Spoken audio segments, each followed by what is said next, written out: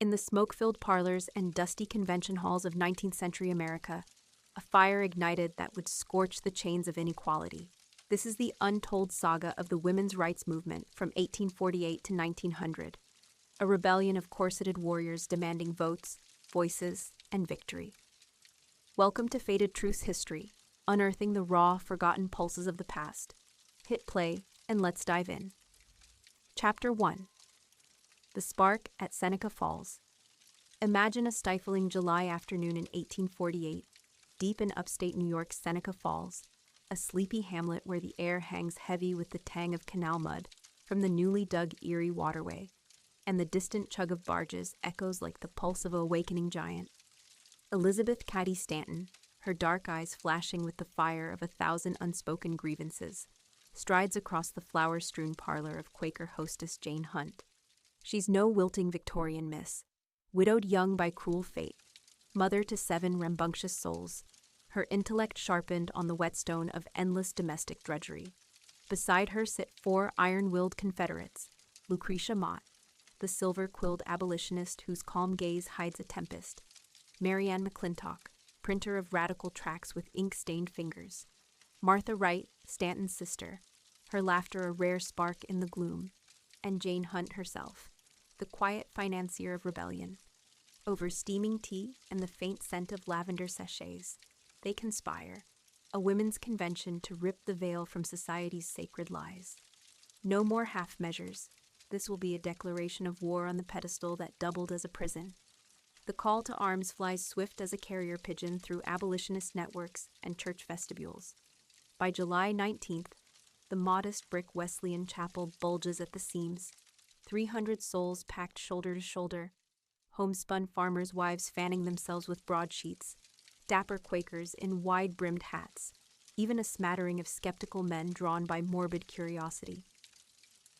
The women, 200 strong, claim the hall, men relegated to the gallery like interlopers. Stanton ascends the creaky platform, her voice slicing the humid air like a bayonet, unfurling the Declaration of Sentiments, an audacious remix of Jefferson's 1776 masterpiece. We hold these truths to be self-evident, she proclaims, that all men and women are created equal. 11 searing resolutions follow, grievances against laws that strip wives of property, wages, even their own children, pulpits that preach female inferiority from twisted scriptures, medicine and law that bar them like lepers. Signatures cascade, 100 in total, 68 from women whose hands tremble not from fear but fury. Among them, fiery Charlotte Woodward, just 19, who lives to cast the first suffragist vote in 1920, a 60-year vow fulfilled. Enter Frederick Douglass, the escaped slave turned lion of the lectern, his massive frame filling the doorway like a storm cloud. His baritone rumbles through the chapel. Right is of no sex. In this denial of the right to participate in the framing and controlling of government, woman shares with the slave. His endorsement tips the scales on full suffrage, wedding black freedom to female emancipation in a pact forged in shared chains. Outside, the village buzzes. Children chase hoops down dirt lanes, oblivious to the earthquake rumbling within those walls. But dawn brings the deluge. Newspapers erupt in venom. The Oneida Whig snarls, madhouse. Oneida Telegraph dubs it a hen convention, hatched by strong-minded women. Cartoonist Savage Stanton as a she-devil, wielding scissors to emasculate manhood. Horace Greeley, that sanctimonious Tribune editor, sneers, "What do you want, a rattlesnake at a tea party?" Husbands thunder homeward, vowing divorce. Social pariahs are shunned at quilting bees and prayer meetings. Lucy Stone's own father vows to disown her monstrous defiance. Yet from this anvil of outrage springs momentum. The first National Women's Rights Convention in Worcester, Massachusetts, October 1850. 1,000 pack Mechanics Hall, the air electric with chants and cheers. Mott presides like a prophetess, her Quaker simplicity belying the steel of anti-slavery campaigns where she'd face down slave catchers. Demands escalate. Equal wages, custody rights, co-education, petitions swelling to 15,000 signatures in New York by 1854, storming Albany's marble halls. Dive deeper into the era's raw undercurrents. Sarah Grimke, escaped Southern aristocrat, unleashes Letters on the Equality of the Sexes in 1837, torching the Eve's Curse dogma that consigned women to silence. Her quill drips acid. Men steal the birthright of women by crushing their intellect. Then Sojourner Truth, the illiterate colossus born Isabella Baumfree into New York's slave auctions, towers at the 1851 Ohio Women's Rights Convention in Akron. 6 feet of scarred sinew, turban-wrapped head high, she thunders, "Nobody ever helps me into carriages or Ober mud puddles. And ain't I a woman?" The hall falls silent, then erupts, her raw authenticity bridging racial chasms, proving the fight knows no color, only chains. Legislative fissures widen amid the fray. Indiana pioneers married Women's Property Acts in 1845, Wisconsin in 1848, New York in 1849. Wives finally owning their dresses, not just wearing them. Divorce courts, once ironclad fortresses, creak open to tales of spousal savagery, drunken fists, abandoned cradles. Education cracks wide. Oberlin College, that radical beacon since 1833, graduates Antoinette Brown Blackwell as America's first female minister in 1853. Antioch College follows, luring intellects like Oberlin's firebrand Lucy Stone, who weds in a defiant 1855 ceremony renouncing wifely obedience. Yet shadows lengthen. The 1850s gold rush and industrial boom lure women into factories. Lowell's mill girls, pale phantoms at looms from dawn's chill to gaslit dusk, their lungs black with cotton dust. Strikes flicker. Lynn shoemakers walk out in 1860, 10,000 strong. But Civil War drums drown the din by 1861. Suffragists pivot to sanitary fairs, rolling bandages in smoke-choked tents while dreams gather dust. Stanton and Susan B. Anthony, unlikely allies. Stanton the aristocrat, Anthony the iron-fisted temperance crusader, resurrect the blaze in 1868 with the Revolution, its masthead a Molotov. Men, their rights and nothing more. Women, their rights and nothing less. From a dingy New York office, it roars to 4,000 subscribers, skewering corruption amid Reconstruction's rubble. This was no genteel salon chatter. It was a bare-knuckled brawl in petticoats. Seneca Falls wasn't birth. It was Big Bang, exploding prejudices into a constellation of conventions, laws, and legends. Corsets constricted bodies, but spirits soared unbound, fists raised against the dying light of patriarchy. The spark had caught. Now watch the inferno spread. Chapter 2, Forged in War's Fire. The 1860s erupt in cannon roar and brotherly blood. America's Civil War tears the nation asunder, from Fort Sumter's smoke to Appomattox's mud. Factories belch iron thunder, railroads snake like veins pumping troops southward, and women, they don't sit idle stitching samplers. Elizabeth Cady Stanton and Susan B. Anthony, that odd couple dynamo, Stanton the velvet-gloved intellectual, Anthony the granite-jawed Quaker schoolmarm, pivot from suffrage soapboxes to sanitary commission war rooms. Picture them in stifling New York basements, sleeves rolled, rolling bandages till fingers blister, raising millions through bazaars fragrant with fresh-baked pies and desperation. Clara Barton, angel of the battlefield, charges through Shiloh's slaughter fields, her skirts blood-soaked, dodging mini balls to bind the dying, later birthing the Red Cross from war's red womb. These aren't dainty debutantes. They're stevedores and crinolines, proving muscle matches their mettle. Yet victory sours fast. The 13th, 14th, 15th Amendments crash through in 1865 to 1870. Slavery's chains snap. Black men seize the ballot. But white women? Left in the cold, seething. Stanton thunders betrayal. Black males before educated white females? Anthony concurs, her green eyes flashing. The Negro's hour, yes, but woman's is eternally now. Their alliance fractures with abolitionist brothers like Wendell Phillips, who preach first things first. Negro rights trump petticoat, please. Enter the schism. 1869 births 2 rival camps. Stanton's National Woman Suffrage Association, NWSA, Goes radical, federal amendment or bust, skewering the Constitution as a man's club. Anthony's iron fist funds it via speaking tours, dodging rotten eggs in dusty town halls from Kansas to California. Rival faction. Lucy Stone's American Woman Suffrage Association, AWSA. Milder Quakers chasing state-by-state wins. Editing the Woman's Journal with polite persistence. Cue the grit of grassroots glory. Wyoming Territory, 1869. Raw frontier where buffalo bones bleach plains and vigilantes string up claim jumpers. Women vote first in America, full suffrage, including office holding, luring settlers with petticoat promises amid gold fever. Utah follows 1870, its Mormon polygamists granting wives ballots to counter Gentile threats. But backlash bites. Congress strips Utah's women in 1887, fearing sister wives' clout. Eastward, the grind intensifies. Victoria Woodhull, magnetic spiritualist and Wall Street's first female broker, storms the 1871 National Labor Union with free love fire. Marriage is legalized prostitution. She runs for president that year, on a platform scorning monogamy's shackles. Backed by Commodore Vanderbilt's millions, her red hair blazing like revolution incarnate. Anthony's bare-knuckled campaign peaks in 1872. She leads 15 Rochester sisters to the polls, ballots stuffed in defiance of federal law. Arrested, fined $100 she refuses to pay.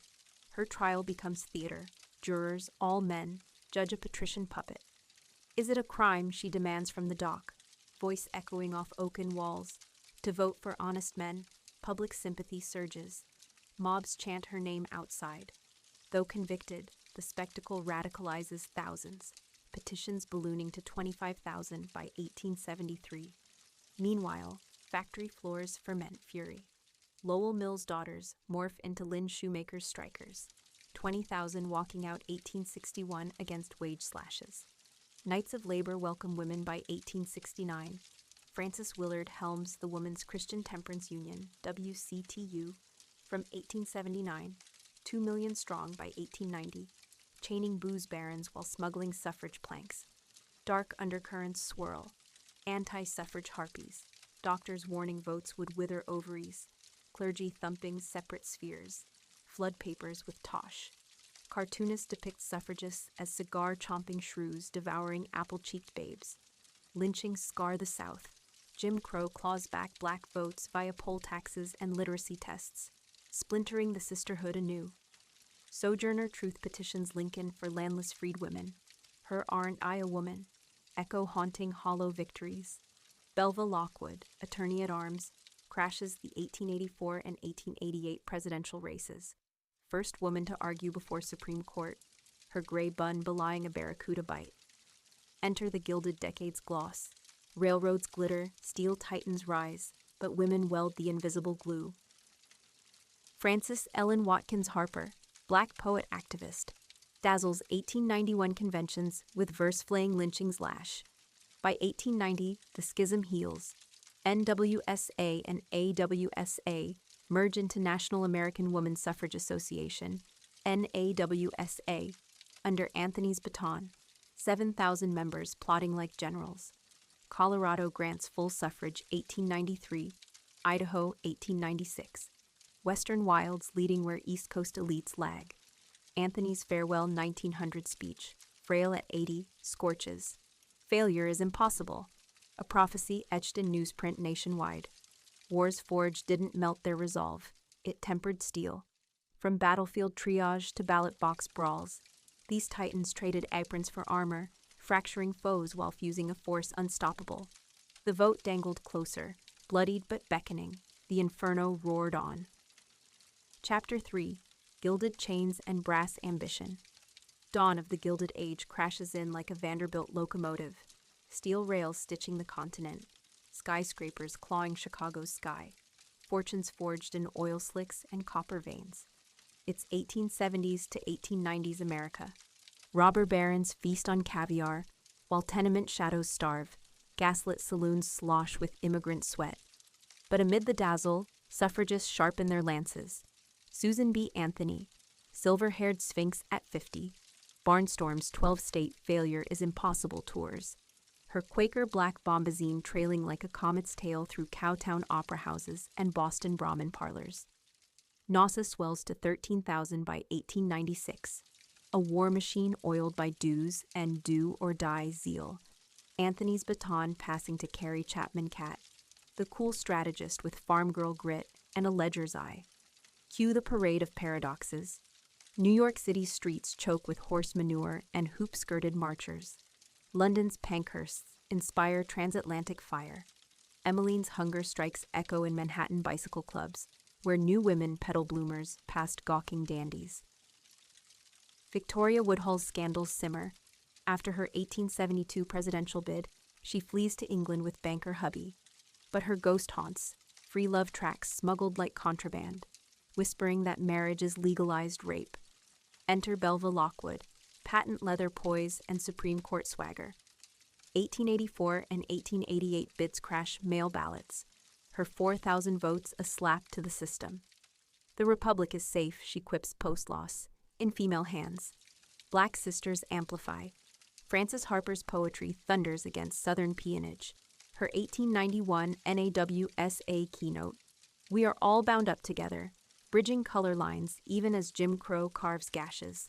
Western winds electrify the East. Wyoming's petticoat pioneers vote uninterrupted since 1869. Wyoming statehood in 1890 cementing it eternal. Colorado's 1893 referendum, 55% yes, ushers housewives to polls amid silver mine dust. Utah reclaims suffrage, 1896 post-federal meddling. Mormon matrons outvoting prophets. But East Coast fortresses hold. Massachusetts mocks with school suffrage only. New York's 1894 bid crumbles under brewery bribes and Catholic clerical thunder. Enter the bicycle revolution. Pneumatic tires liberate ankles from corset cages. Pope's safety bikes symbolize speed toward equality. Woman's emancipation began when she learned the bicycle, gushes the Chicago Tribune, as bloomer-clad racers scorch velodromes, dodging slurs of scorchers. Club women conquer shadows. General Federation of Women's Clubs, 1890. Balloons to 500,000, book stacks to ballot boxes. From Chicago's settlement houses where Jane Addams welds Hull House into Immigrant Forge, 1889. Teaching suffrage amid sauerkraut steam. WCTU's Willard, White Ribbon Army General, deploys Do Everything Doctrine. Temperance troops storming legislatures. 2 million teetotalers by 1896 chaining saloon kings while slipping suffrage riders. World's fairs amplify. Chicago 1893's Woman's Building. Congress's buzzing with 500,000 visitors ogling Bertha Palmer's gilded dome. Stanton hobnobs dignitaries. Her wheelchair no bar to barbs at global patriarchs. Yet thorns pierce the rose. Anti-suffrage crusaders muster. Josephine Jewell's NAWSA foes. 300,000 petitions by 1895, claiming votes breed sexless harridans and neglected nurseries. Physicians peddle pseudoscience, uterine disease from political fever. Cartoons show bull-horned Amazons devouring babes. Racial rifts fester. Anthony allies Southern whites, sidelining black Idas like Wells Barnett, whose 1893 fair boycott blasts lynching stats. 3,300 black deaths, 1882 to 1903. Labor churns. Triangle shirtwaist looms await. But Lowell echoes in 1880s strikes. Amalgamated textile girls hurl bobbins at foremen. Knights of Labor crest at 700,000, half women, before 1886 Haymarket bloodbath. Flash to personal infernos. Anthony's 1890 sunset speech at 80. Frail frame, voice cracking granite. Failure is impossible. Newspapers immortalize, her grave a shrine. Catt inherits the juggernaut, plotting winning plan. State-by-state siege, plus federal push. By 1900, 7 states shine suffrage beacons. NAWSA juggernauts, 17,000 strong. Enter new blood. Harriet Stanton Blatch fuses factory moms with elites. Dr. Anna Howard Shaw preaches pulpit fire. Fashion shifts. Gibson girls pout from magazines, but real rebels crop hair, hike skirts, storm Coney Island boardwalks. College cracks widen. Vassar, 1861. Smith, 1871. Wellesley, 1875. brainy bluestockings graduate to activism. Muckrakers join. Ida Tarbell's oil baron exposés pave for female pens. Global winds howl. New Zealand women vote 1893. Australia's 1902. America, land of the free, lags in chains.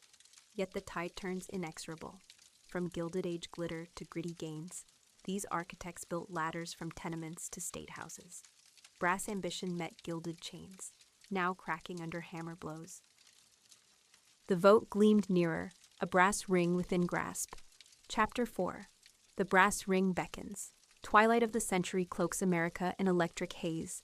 Edison's bulbs flicker over Coney Island's roaring Ferris wheels. Ellis Island gateways swallow huddled masses, while Wall Street's ticker tape chokes canyons of steel and stone. It's 1890s to 1900. Populist pitchfork trusts. Coxey's army trudges to D.C. with jobless pleas. But suffragists? They're siege engines, ramming gilded gates with parades pounding Fifth Avenue asphalt.